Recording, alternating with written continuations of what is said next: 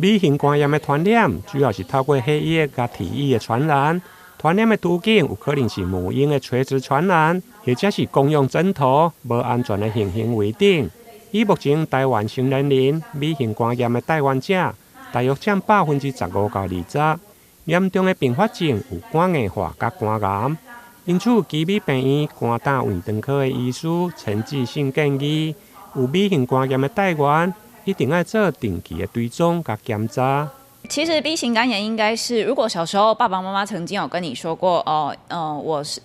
我本身是 B 型肝炎的带源者，那我会建议像这样的人应该来医院做一次性的健检，或者是来胃肠科门诊、肝胆科门诊做一次检验。那其实大部分8-9成的民众是没有症状的，那就是属于我们的不活动的带源者。那如果说今天有出现症状的时候，通常可能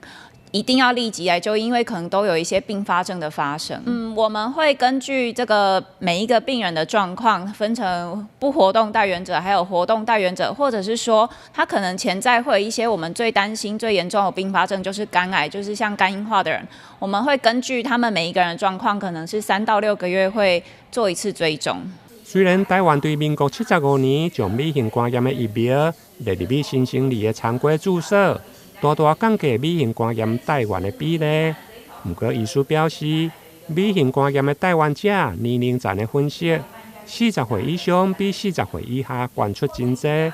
因此，医师建议，不管是毋是有感染过 B 型肝炎的病毒，民众会用到病院做一间完善的抽血检查，或者是超音波，看是毋是有充足的保护力甲抗体。如果无感染过，嘛用的施打乙肝的疫苗。台南新闻林根采访报道。